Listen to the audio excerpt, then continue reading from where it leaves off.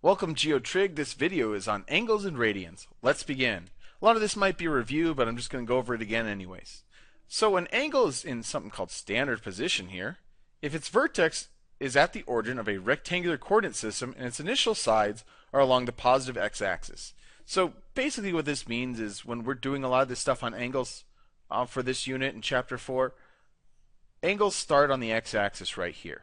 So if you just always assume that. So when we're talking about the degree of an angle, it's starting here and it terminates this way, or it terminates this way. But we're always starting on the x-axis in the positive direction right there. And we could have positive angles going this way or negative angles going clockwise. And that's actually the next slide here. So we have positive angles and we have negative angles. A positive angle goes in the counterclockwise direction. That's this way, and this is positive. The negative angles go in the clockwise direction, like that, and that's going to be a negative angle. So if you went all the way around as one big loop, like if I had an axis, let's make a separate axis, I did one big loop of an angle, that would be positive 360 degrees. If I had another axis here, and I went the negative direction, this would be going negative 360 degrees. All right. Radian, we've gone over this before, but a radian is the measure of a central angle of a circle that intercepts an arc of equal length. The radians is just another way to measure the angles. So we know what degrees are. Radians is just another way to do that, and that comes from the length of the radius. It's basically how many of those radiuses can fit along that arc. The formula to measure radians, if we we just take an arc. We want to figure out how many radians it is. We take the length of that arc and divide it by the radius, and that tells us how many radians, which makes sense because how many radians, you divide it by the length of one radian. All right, so we can use that in a problem here. So if you had a problem that said a circle has a radius of 12 feet and an arc length of 42 feet, well, what is the radian measure? You just figure out how many radiuses fit in that 42. So 42 divided by 12, cancel out the dimensions, and it comes out to 3.5. So the radian measure is 3.5 radians. Notice it's not 3.5 degrees. There's no special fancy sign like that. We just call it 3.5 radians. Sometimes 3.5 rad. You might see it abbreviated like that. But that's how you label the units. All right. So all around a circle, we have 2 pi radians. So 2 pi is about 6.28. So basically, you can take that radius and go measure around the circle 6.28 times. And 2 pi is equivalent to 360 degrees, so that must mean 1 pi is equivalent to 180 degrees. So we can use that relationship to convert between radians and degrees. So to convert from degrees to radians, just multiply by pi over 180. To convert from radians to degrees, multiply by 180 over pi. So for example, I want to convert this one to pi, 60. I will multiply by pi over 180, and we'll leave these answers in terms of pi, because that's easier to handle. So cancel the 60 and the 80 turns to 3. So you're left with pi over 30. And we call that radians. I'm going to label it correctly. For negative 300 degrees, we'd multiply it by pi over 180. It doesn't matter, that's a negative. So we can cancel those out, reduce. Let's see. 30 and 180 can both be divided by 60. So this becomes 3 and this becomes 5. So you're negative 5/3 pi radians. I'm going to say rad. Radians to degrees right here, so I got pi over 4.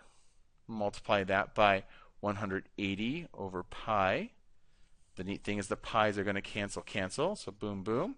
And 180 divided by 4, you're going to be left with 45 degrees. For 6 radians, so notice there's no pi symbol there. Don't be fooled by that. So we're going to multiply 6 times 180 over pi. And 6 times 180 is going to be 6 times 8 is 48. So 1080 over pi degrees. And you know what? I'm going to leave it like that. That's fine. Here's this big unit circle. Don't write this down. It's in the book, and it's probably easier to read than from the notes. And they actually have a lot of good stuff in the books and a lot of these charts and formulas. So I'll point that out later in class, but just don't write this down yet. We'll do it later. Next thing, coterminal angles. So 2 angles are coterminal if they have the same initial and terminal sides, but possibly have different rotations. So if I draw a circle here, I could say this angle from here to here, I could say that maybe be 45 degrees. But we could have another angle that goes all the way around the circle once and then does it again, and this angle would be 360 plus 45 would be 405 degrees. 405 degrees and 45 degrees are coterminal angles. Same way I can go the negative direction here. So this will be negative. If I went in that direction, I went negative. Well, it's going to be 360 minus 45, so it'll be negative 315 degrees. So all three of these angles are actually coterminal. And if you want to figure out coterminals without drawing pictures, you basically just add 360 degrees or subtract 360 degrees every time. So for this example, if I want to find something coterminal to 400 degrees and have it less than 360, I just take 400 minus 360 and 40. Those are both coterminal. Now for this one, if I want to have it something between 0 and 160, I could add 360. So negative 135 and 225 are coterminal angles. Same thing with radians here. So instead of adding, subtracting 360, we add and subtract 2 pi. I don't need to go through those, I don't think. Let's do some examples. Pause the video. Alright, find a positive angle less than 2 pi that is coterminal with 27 pi over 4. So 27 pi over 4. It's going to be less than 2 pi. So I'm going to keep subtracting 2 pi until I get that. So that's 2 pi. It's the same base here, so instead of writing 2 pi is equivalent to 8 pi over 4. So I want to keep it the same. So I'm going to subtract 8 pi over 4, and so you'd get 21, nope, you get 19 pi over 4. But that's not less than 2 pi, so let's subtract another 8 pi over 4 again. So it's going to get you 11 pi over 4. That's still not less than 2 pi, because 2 pi is the same thing as 8 pi over 4.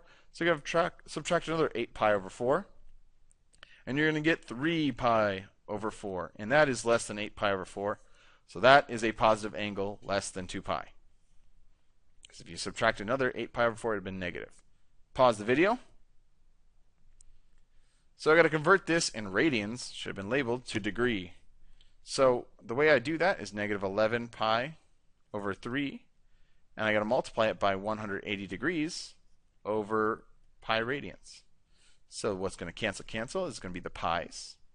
And 3 and 180 both divide by 3. That goes to 1. This goes to 60. So I'm left with negative 11 times 60, so negative 66 degrees. And that's it.